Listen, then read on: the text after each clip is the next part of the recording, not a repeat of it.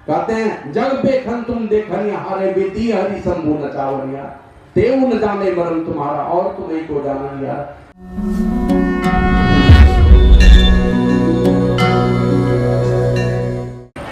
श्री सद्गुरु महाराज की जय।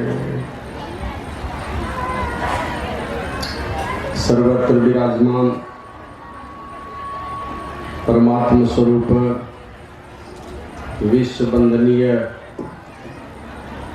20वीं सदी के महान संत प्रातः स्मरणीय अनंत श्री विभूषित परम पूज्यपाद आराध्य देव मोक्षदाता सद्गुरु महर्षि नेति परमहंस श्री महाराज के त्रैलोक पावन युगल पाद पंकजों में मैं अनंत अनंत बार नमन निवेदित करता हूँ। अव्यक्त रूप में पधारे हुए सभी जीवन मुक्त महापुरुष संतों को नमन करता हूँ जो समाधि की अवस्था को छोड़कर सत्संग में उपस्थित हैं। सभी देवी देवताओं को नमन करता हूँ। इस पावन धरती माता को नमन करता हूँ जो लगभग 20 वर्षों से, पहले तो नरसिंह साई स्वामी जी महाराज के चरण पड़े, उनकी चरण धूलि यहाँ पर गिरी पड़ी है। 4 बार उनके शुभागमन हुए हैं इस आश्रम में। इसके अलावा सैकड़ों साधु संतों का आगमन प्रत्येक वर्ष होता रहा और हजारों भक्तों की चरण धूलि का प्रभाव इस पवित्र भूमि पर है। बार बार संत और भक्त आते रहते हैं। ये भूमि बड़ी पवित्र हो गई है। बगल में देखते हैं उस पार में शमशान घाट, यहाँ भूत प्रेत बहुत लोग था, लोग डरते थे यहाँ पर रहने से। लेकिन जब से ये शमशान की भूमि तीर्थस्थान में तब्दील हो गई, पावन हो गई ये धरती, इस धरती माता को नमन करता हूँ। इसी धरती माता के यहाँ पर आके मैंने अपना निवास बनाया और यहीं से दुनिया के लोगों ने मुझे जाना, इसी आश्रम के नाम से जाना। तो इस धरती को नमन करता हूँ। मंच पर आसीन सभी युवा सन्यासी ब्रह्मचारी और साध्वी बहनें माताएं जो भी हैं सबों को नमन करता हूँ। उपस्थित सत्संग प्रेमी सदात्माओं, भक्तिमती माताओं, धर्मशिला देवी स्वरूपा सती साध्वी बहनों, सभी जवान दोस्तों, छोटे छोटे बच्चों, सब लोगों को नमन करता हूँ। जो पदाधिकारी बड़ी कृपा करके यहाँ पर उपस्थिति दिए हैं, मीडिया के हमारे मीडिया पत्रकार बंधु जो भी यहाँ पर हैं, उन सब लोगों को नमन करता हूँ। पुलिस विभाग के बहुत सारे कर्मी यहाँ पर हैं, तो उनको भी सबको नमन करता हूँ। सब यहाँ की शोभा बढ़ाने के लिए आप आए हैं और सब लोगों से निवेदन करता हूँ कि आप लोग गुरु महाराज की जय घोष जोरदार शब्दों में करने की कृपा करें। श्री सद्गुरु महाराज की जय। जिस विषय का पाठ हमने करवाया, विश्लेषण लगभग बार सुने हैं तो आप लोग समझते होंगे। अपने बातों की शुरुआत में यहाँ से करता हूँ, आप लोग भी ध्यान से सुनिएगा। सुनिए, जितनी भी बातें सुनते हैं अगर ठीक ठीक सुनेंगे। रामायण में लिखा है, सुनी समझहि जन मुदित मन, मज्जहि अति अनुराग, लाहहि चारि फल। अछत तन के रहते चारों फल पाएंगे। अगर आनंद मन से सुनेंगे तो आपको बात समझ में आएगी। बात समझ में आएगी तो जीवन में आप उतारेंगे, अपने रहनी को सुधार लेंगे तो चारों फल शरीर रहते आपको मिलने वाला है। और यही कारण है कि इस धरती पर एक राजा हुए, महाराजा पृथु, भगवान नारायण के दर्शन हुए तपस्या करते करते। पूछा, राजन क्या चाहिए? बोला 10,000 काम। क्या करोगे ये काम? तो लोग अपने एक काम से 10,000 लोगों की निंदा सुनते हैं। 10,000 गुना ज्यादा पावर से निंदा सुनते हैं। और हमने सुना है कि इन कामों से जो आपके लीला कथामृत का पान करता है उसके हृदय से सारे विकार बहुत दूर चले जाते हैं। तो प्रत्येक काम से, वो 10,000 काम से दिन रात में आपकी लीला कथा सुनता रहूंगा, मेरे हृदय में कोई विकार ही प्रवेश नहीं करेगा। और जब हृदय में ही कोई विकार नहीं प्रवेश करेगा तो इस दुनिया से जब मैं विदा होकर के जाऊंगा तो विकार रहित मेरा हृदय होगा। और विकार रहित हृदय से जब मैं इस दुनिया से विदा होऊंगा आप लोग जानते हैं, आया है शास्त्र में, देहावसान समय चित्ते यद्यद् विभाव्ये तत्तद् भवेत् जीव इत्येव जन्म कारणा। देह त्याग के समय चित्त में जो जो भावनाएं जीव करता है वही वह होता है, यही जन्म का कारण है। बढ़िया चिंतन से बढ़िया शरीर, और चिंतन में गड़बड़ी हो गई तो वहीं से दिशा हमारी बदल जाती, रूट चेंज हो जाता है लोगों का। इसलिए 10,000 काम दे दीजिए, दिन रात सुनता रहूंगा, दुनिया से जब विदा होके जाऊंगा हृदय में कोई विकार नहीं रहेगा, तो हमारी दुर्गति भी नहीं होगी, हमारी सदगति ही होगी। इसलिए ध्यान से सुनिए। सब लोग गए थे स्वामी विवेकानंद, आप लोग सुने होंगे, अमेरिका गए, वहां से घूमते घूमते चले गए एक छोटे से टापू पर, ग्रीनलैंड। और ग्रीनलैंड में व्याख्यान हुआ, और व्याख्यान में बात तो बहुत बोले, लेकिन ये बात, संतों की बात किस समय किसके दिल में चुभ जाएगी कहा नहीं जा सकता। कौन बात किस पर हावी हो जाए, किसकी दिशा को बदल दे कहा नहीं जा सकता। बस एक छोटी सी बात कह दी। इस बड़ी सभा में जो भी लोग हैं उसको ध्यान से सुनो। कहा कि 20 केवल मुझे युवा दोस्त मिल जाए या युवती बहन मिल जाए, जवान लड़के मिले या युवती बहनें मिल जाए, कोई भी 20 कोई भी मिले, आवाज ठीक करो, 20 कोई भी साथी हमें मिल जाए तो मैं पूरे संसार में राम राज्य ला दूंगा। अब ये बात बोल दिए और सायंकालीन व्याख्यान समाप्त हुआ, चले आए अपने निवास पे। सुबह सुबह तैयार होकर के बैठे थे, सुबह एक युवती आ गई उनके कमरे में, तो देखा स्वामी जी की जब दृष्टि पड़ी तो उससे पूछा, बहन क्या बात है ये सुबह सुबह तुम मेरे कमरे में? कहा स्वामी जी आपने ही तो घोषणा किया था ना कि कोई 20 दोस्त मुझे मिल जाए, युवा दोस्त मिले या युवती बहनें मिल जाए, मैं सारे संसार में राम राज ला दूंगा। अपने जीवन की आहुति देकर जो मेरे कदम से कदम मिलाकर चलने को तैयार हो, मैं सारे संसार में राम राज ला दूंगा। कहा स्वामी जी मैं एक बहन अपने जीवन की आहुति दे रही हूँ, अपनी जवानी की आहुति दे रही हूँ आपके चरणों में, और आपके कदम से कदम मिलाकर चलने को तैयार हूँ। शेष 19 साथी की आप तलाश कर लीजिए। तो शेष 19 साथी मिले कि नहीं मिले? बहुत मिले और छूटते गए, सबको लोगों ने जाना नहीं। लेकिन वो ग्रीनलैंड जैसे छोटे से टापू की वो लड़की स्वामी जी के साथ भारत चली आई। मिस नोबल नाम था उसका। मिस नोबल नाम की वो विदेशी लड़की जो विदेशी संस्कारों में पली बढ़ी थी, लेकिन स्वामी जी की एक बात ने उनके जीने की दिशा बदल दी, है ना। जब 13-14 वर्ष का उम्र हो जाता है, 13-14 से पहले कोई रूट नहीं रहता है किसी बच्चे का, बेटा हो कि बेटी, उसका कोई रूट नहीं है। किसी भी घर में जाएगा, किसी से भी दोस्ती करेगा, किसी से भी, मतलब उसको कोई दुश्मनी वगैरह होती नहीं है, कहीं भी प्रेम होगा, कहीं जाके खा लेगा, किसी के यहाँ जाके सो लेगा, कोई रूट नहीं है उसका। लेकिन 13-14 को जैसे पार करने लगता है ना, उसमें रूट खोजता है सब लोग, किसी दिशा को पकड़ना चाहता है। कहते शुरू में पढ़ाई पढ़ता है तो सब मतलब जनरल पढ़ाई है, लेकिन बस जैसे 11th में गया, 10th को क्रॉस किया, बस 11th से रूट चेंज होने लगता है। उसी तरह 13-14 वर्ष के जब बच्चे हो जाते हैं, चाहे बेटी हो कि बेटे हो, वो रूट खोजना शुरू करता है, वहीं से रूट चेंज होने का डर रहता है। तो वहीं अगर बढ़िया रूट पकड़ा गया तो बढ़िया मतलब उसका भविष्य जो है सुखद और समृद्ध हो जाता है, और कहीं रूट गड़बड़ हो गया तो बस वहीं से गड़बड़ी, उसका सारा जीवन गड़बड़ हो जाता है। तो वही उस मिस नोबल नाम की उस लड़की ने सुना स्वामी जी की बातों को और कहा स्वामी जी मैं अपने जीवन की आहुति दे रही हूँ आपके चरणों में, से 19 साथी की तलाश कर लें।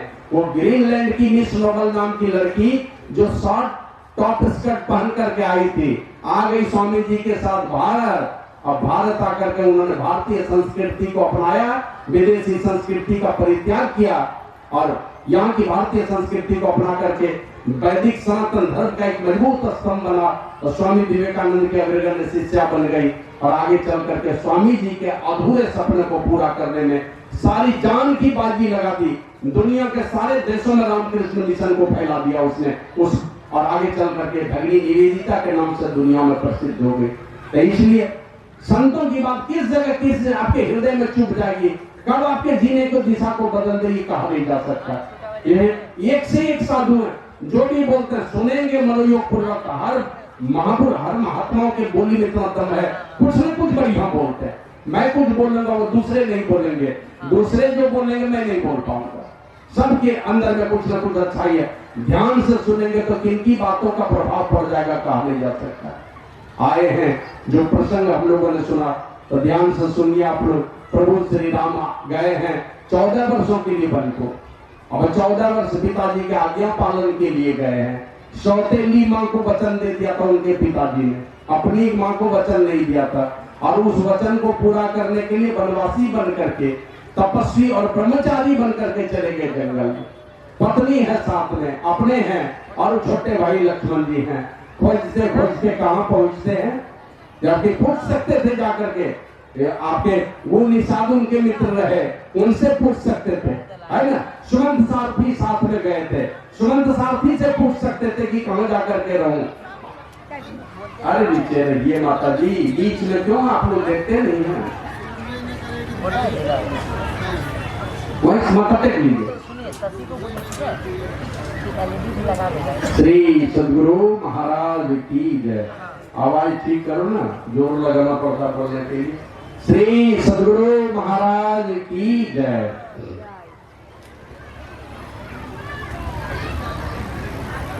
तो प्रभु श्री राम अपने अर्धांगिनी सीता और भाई लक्ष्मण के साथ किससे पूछने के लिए गए हैं, मैं कहां रहूं, जिनको अपने ही घर का ठिकाना नहीं है। अपने जीवन की दिशा 14 वर्षों तक सुख चैन से मेरा जीवन गुजरे, सलाह लेने किनसे गए हैं। अब माता पिता के ये दिया हुआ संस्कार है उनके अंदर में। मतलब जब जब विकट घड़ी आई है राजा दशरथ के ऊपर, सलाह लेने किनसे जाते थे, वशिष्ठ मुनि से। अब राम जी के अंदर में ये संस्कार भर दिया उन्होंने। बचपन में भेजा गुरु जी की कुटिया में। अब बाद में वनवास जाने की भी नौबत आई तो वहां से जब यात्रा किए हैं तो भारद्वाज ऋषि के आश्रम से यात्रा शुरू किए। वही संकल्प कराया कि 14 वर्षों तक तपस्वी बनकर के जंगल में रहूंगा। मैंने डेग डेग पर महापुरुषों की सलाह, और उस सलाह के बिना कोई काम नहीं करना है। तो संकल्प लेकर के भारद्वाज ऋषि के आश्रम से चले हैं और पहुंचते हैं। खोजते खोजते वाल्मीकि मुनि के कुटिया में पहुंचे, क्योंकि वनवास काल में उन्होंने देख ये क्या कहते हैं, जब गुरुकुल में गए थे विश्वामित्र मुनि के यहाँ, अनेक जंगलों में घूमते रहे, बड़े बड़े क्या कहते हैं असुरों से पाला पड़ा उनका, और उनकी हत्या भी उन्होंने की, उनका वध भी कर दिया उन्होंने। और ये करने के क्रम में उनको जानकारी मिली थी वाल्मीकि मुनि के विषय में। उनको पता चल गया था कि बिल्कुल हैं, सात्विक हैं, और ये इनमें और परमात्मा में कोई अंतर नहीं है। ये सोच करके खोजते हुए गए वाल्मीकि मुनि के पास। ये पहुंचे हुए संत जिसके विषय में आया है रामचरितमानस में, संत हृदय नवनीत समाना, कहा कवि न पै कहे न जाना, निज परिताप द्रवई नवनीता, पर दुख द्रवई संत सुखनीता। संत हमेशा दूसरा के दुख से द्रवित होते हैं, तो मेरे दुख को देख करके द्रवित हो जाएंगे और हमें कोई अच्छा सा जगह बतला देंगे जहाँ क्या कहते हैं चैन से मैं रह पाऊंगा 14 वर्षों तक, विशेष परेशानी मेरे जीवन में नहीं आए। उनसे सलाह लेने के लिए गए। मन जब जब जीवन में विपदा की घड़ी आए, राम जी ये संदेश दिए हैं कहाँ जाके सलाह लेनी। कहीं भी दुनिया में जाएंगे सलाह लेने के लिए कुछ न कुछ स्वार्थ भरी सलाह देंगे, लेकिन महापुरुषों के पास जाएंगे तो लिखा साधु चरित शुभ सरिस कवासु, निरस विशद गुण में फल जासु। का एक क्या कहते हैं, जिस प्रकार कपास होता है ना, कोई स्वाद नहीं है लेकिन हमेशा संसार का उपकार करता है, कल्याण करता है, उसी प्रकार साधु का चरित्र होता है, गुणमय होता है, सद्वृत्ति युक्त होता है। साधु संतों का चरित्र कभी भी गलत सलाह वो नहीं दे सकता, और कभी अगर कोई तरह की गलती भी कर गए कोई साधु कभी दूसरे को सुनाने भी नहीं जाएगा। आपके अंदर में लाख अवगुण है, लाख दुर्गुण है, वो जान भी लेगा तो कभी हंसी नहीं उड़ाने देगा। जानता है तो जानता, बस उसी के पेट में बात पच जाएगी, दूसरे किसी को सुनाने के लिए नहीं जाएगा। तो इसलिए राम जी यही सोच करके गए हैं सलाह लेने के लिए 14 वर्षों तक मैं रहूंगा। अब पूछते हैं जाकर के, अब बोल दिए कि मैं कहाँ रहूं। अब इनको वाल्मीकि मुनि को लगा कि ये कहाँ जाकर के मजाक करने के लिए आ गए हैं, हमसे पूछ रहे कहाँ रहूं। और यहाँ जिला का कोई कलेक्टर जो है ना, इधर थोड़े दिन पहले हमने देखा, फेसबुक में देख रहा था, किसी जिले की कलेक्टर साहिबा थी, महिला थी, और क्या कहते हैं वो मुस्लिम बहन का जो लिबास है वो लिबास पहन करके किसी मार्केट में सामान खरीदने के लिए चली गई। उनको छापा मरवाना था उनके चली गई, पहचान नहीं पाया। उसी तरह ये राम जी सोचे शायद वाल्मीकि मुनि नहीं मुझे नहीं पहचान पाएंगे तो बता देंगे कहाँ रहूं, लेकिन सारा परिचय वाल्मीकि मुनि ने दे दिया कि पूछे मुँह के रहूं कहाँ, मैं पूछत चर्चाऊं, जान हो तुम देहो कही तुम ही दिखाओ उठाऊं। हे राम जी ये क्या मजाक वाली बातें करते हो, मैं कहाँ रहूं, ये मुझसे पूछने के लिए आए हो। कहा राम स्वरूप तुम्हार वचन अगोचर, बुद्धि पर अविगत अकथ अपार, नेति नेति निज निगम का। हे राम जी तुम्हारा जो वास्तविक स्वरूप है वचन के परे है, अगोचर मन इंद्रियों के पकड़ में आने वाला नहीं है, मन इंद्रियों का विषय ही नहीं है, और ऐसा तेरा वास्तविक स्वरूप है। कहते हैं जग बेखन तुम देखन हारे बेती हरि शंभु नचावनिया, तेऊ न जाने मरण तुम्हारा और तुम्हें को जाना यार। कौन जानेगा आपके विषय में, ये ब्रह्मा विष्णु महेश ये त्रिदेव जो है ना, इनमें भी वो पात्रता नहीं है जो आपको जान सके। हाँ पात्रता किनको मिलती है, कहते हैं चिदानंद में दे तुम्हारी विगत विकार जान अधिकारी। जो विशुद्ध अंतःकरण वाले होते हैं ना वे ही तुमको जानते हैं और उन्हीं को तुम जनाते हो। तुम्हारी ही कृपा तुम ही रघुनंदन जाने भगत भगत उर चंदन। हे भक्तों के हृदय के चंदन रघुनंदन श्री राम जी, जिन पर तुम्हारी कृपा होती वे ही तुमको जानते हैं, और जो तुमको जानते हैं तो उनमें और तुम में कोई अंतर नहीं रह जाता है। न साधारण पापी से पापी आदमी जो परमात्मा को जान लेगा वो परमात्मा ही हो जाएगा। जैसे अनेकों नदियों का सहारा लेकर के मां गंगा जब सागर में मिलती है तो ये गंगा सागर हो जाती है, चाहे वो कहीं का भी जल हो, गंदा से गंदा जल हो कि पवित्र से पवित्र जल हो, सागर में जाकर के सागर हो जाती है। नर्तन धरे वो संत सुर काजा। ए राम जी तुमने तो ये क्यों आकर के बोलते, मैं तो सब जानता हूँ कि तुमने ये जो मनुष्य का शरीर धरा है ना, साधारण राजा का जो शरीर धरा है, ये नर्तन धरे वो संत सुर काजा। संतों का काम करने के लिए, देवताओं का काम करने के लिए तुमने ये शरीर धरा। इसीलिए परमात्मा शरीर धर करके इस संसार में आते भी है, संतों का काम करने के लिए। धर्म की हानि, अभिमानी पापियों की संख्या बढ़ जाती है दुनिया में, और साधु संत जब परेशान होते हैं तो साधु संतों का काम करने के लिए आ जाते हैं। इसलिए तुम आए हो फिर भी कहते हैं, और इतनी सारी बातें कह करके कहते हैं कि मुझसे पूछ दो कि मैं कहाँ रहूं, तो ये बता दो तुम कहाँ पर नहीं है।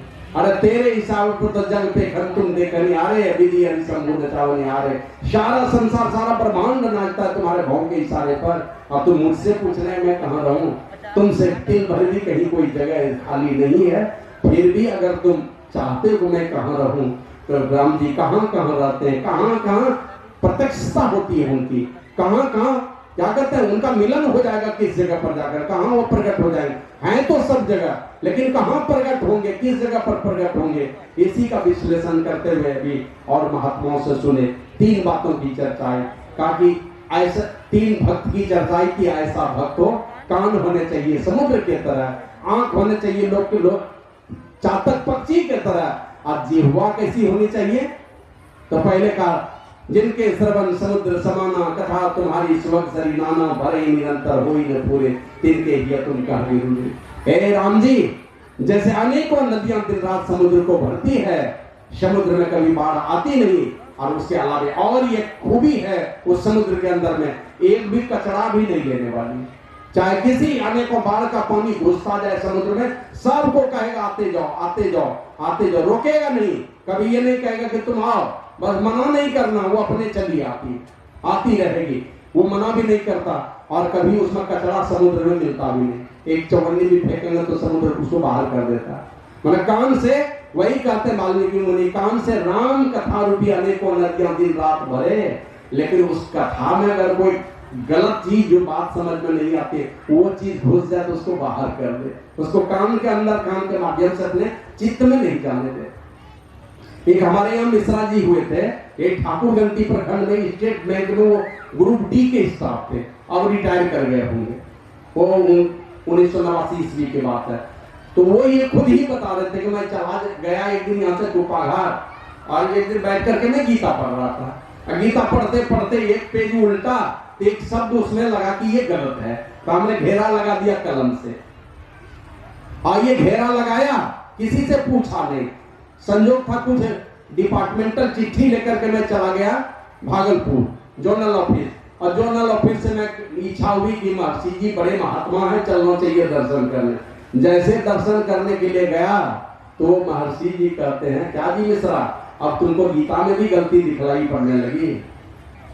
मैंने ये टीक लगा करके रखे गीता में कि ये शब्द गलत है, और वो उनके पास जैसे गए हैं तो वो कहते हैं तुमको गीता में भी गलती, गुरु महाराज जी कहते हैं गीता में भी तुमको गलती दिखलाई पड़ने लगी। तो इसी प्रकार बहुत सारे लोग हैं, अभी मैं बहुत गाँव में जाता हूँ, घूमता हूँ, लोगों से सहयोग मांगता हूँ, बस भिक्षाटन करके अपने सारे अभिमान का मटिया मेट करता हूँ। मैं किसी चीज की कमी नहीं गुरु महाराज ने दी है। पेंशन हमें है 38,000 पेंशन है, इतनी बड़ी जमीन है, कुछ न कुछ उपजता ही है, धान यहाँ होता है, तो हमको कोई कमी नहीं। लेकिन लोगों से निंदा शिकायत सुन करके गुरु महाराज का काम करके अपने सारे अभिमान को मटिया मेट करता हूँ। क्योंकि हम लोग एक भजन के माध्यम से पूज्य बाबा का एक भजन गाते हैं। कई बार कभी हमने विश्लेषण इसका किया भी था। पूज्य बाबा कहते कभी क्या ऐसी रहूंगा, श्री गुरुदेव कृपालु कृपा से साधु स्वभाव गहूंगा, कभी क्या ऐसी रहूंगा। दया सत विकार को जीत, पाप सपने हो नहीं रंज करूंगा, और सत्य धर्म के पालना बाधाएं सभी सहूंगा, कभी क्या ऐसी रहूंगा। सत्य धर्म के पालन के लिए क्या जितनी बाधाएं मेरे जीवन में, क्या मैं उसको ढो पाऊंगा? ऐसा दिन कभी मेरे जीवन में आएगा? और सट विकार को जीत, सारे विकारों को जीत करके पाप सपने हो नहीं रंज करूंगा, सपने में भी रंज मात्र पाप नहीं हो, कभी ऐसा दिन आएगा मेरे जीवन में गुरुदेव। दया दीनता क्षमाशीलता दास भाव निभाऊंगा, और दुखी दिन को हृदय लगा मन में अतिमोद भरूंगा, कभी क्या ऐसी रहूंगा। दुखी को, दीन को, गरीब को, लाचार को। एक बार मैं सुन रहा था, गुरु महाराज जी देखे एक आदमी को, वो कुल्हाड़ी से लकड़ी काट रहा था। सत्संग, अखिल भारतीय सत्संग, पूछे अजी नाम पूछा तो कुछ बताया होगा, याद नहीं है मुझे। बोला तुमको चंदा दिए कि नहीं सत्संग में? बोले हुजूर हम तो गरीब आदमी इसी तरह सेवा कर देते हैं। कहने घर में देखो जाकर के कुछ है सेवा के लिए कि नहीं है? नहीं हुजूर मेरे घर में कुछ भी नहीं है। बोला जाकर के देखो, तो जाके देखता है तो एक बैगन के गाछ में 1-2 बैगन फला हुआ था। बोला वही ला करके दे दो। तो वो सत्संग में वही 1-2 बैगन का ही मैंने भंडारे में सहयोग करवा दिया उसे। ये मनियारपुर में एक महात्मा रहते हैं, अभी पता नहीं है कि नहीं, निरंजन बाबा, मोहन शाह जी का शायद सुपुत्र है। एक बार गुरु महाराज कहते हैं मोहन शाह जी को, मोहन शाह जी कुछ ये क्या कहता है, आप कुछ इसमें सहयोग किए कि नहीं? कद्दू वगैरह नहीं फलता। बोला हुजूर कद्दू का फूल तो बहुत है, पूरे छप्पर में कद्दू ही कद्दू है, पूरा फूल है, लेकिन एक भी फल नहीं है। कहने जाके देखो ना, हो सकता है हो जाए। नहीं हुजूर एक भी नहीं, आज ही देखे एक भी कद्दू नहीं है। कहने जाके देखो तो, और मोहन शाह जी छप्पर पर गए ना, तो इतना कद्दू निकला कि एक शाम का भंडारा हो गया उससे। तो दुखी दिन को हृदय लगा मन में अतिमोद भरूंगा। आप जाएंगे बड़े बड़े लोगों के घर पर 10-20 हजार 50 हजार लेकर के चले जाएंगे, बड़े लोगों के पैसे से सत्संग हो जाएगा, लेकिन छोटे लोगों को आधा किलो 1 किलो चावल कहां से जाएगा? उसको कब संजोग मिलेगा? तो अपना अभिमान चूर करने के लिए ऐसा लोग बात बोलता है, और ऐसे जगह में है कि वहां चरण धो करके पीने वाला भी आदमी मिल जाता है।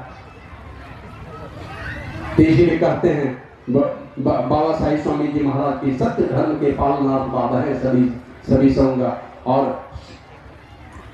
सट विकार को जीत, पाप सपने हूँ नहीं रंज करूंगा, और सत्य धर्म के पालनार्थ बाधा है सभी सहूंगा, कभी क्या ऐसी रहूंगा।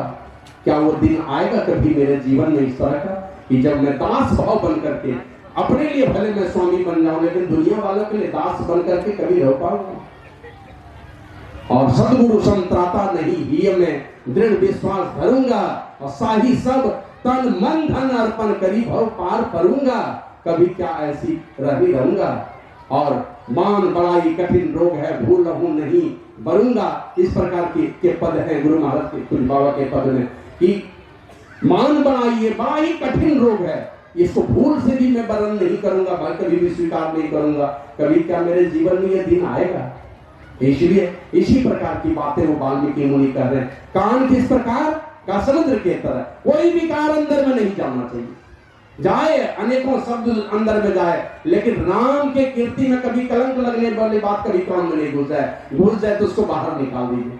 अभी देखते हैं संत मत की चर्चा होती है, बहुत सारा गांव बहुत सत्संग होता है, लेकिन जितना सत्संग होता है उससे ज्यादा राजनीति होती है। अब देखिए थोड़ा थोड़ा सहयोग करने वाला, एक आदमी के घर पर गया, नहीं दिया, कुछ नहीं दिया, मतलब जो करेगा छोटा बेटा, नहीं दिया छोटा बेटा, पोती से 150 रुपया भिजवाया। और वो आदमी हमको कहता है ये बहुत हाय है करते पैसे के लिए, तो हमने कहा कि चुपचाप रहिए, ज्यादा होशियार मत बनिए, समझ गए? हम सन्यासी बने हैं, हमारा क्या कर्तव्य हमको खुद पता है, आप अपना देखिएगा आप क्या कर रहे हैं। तो कान होना चाहिए जिसमें है, हम बहुत बातें अच्छी अच्छी बातें सुने, और ये क्या कहते हैं अटूट होनी चाहिए, अनवरत लगातार होना चाहिए, क्रमबद्धता होनी चाहिए।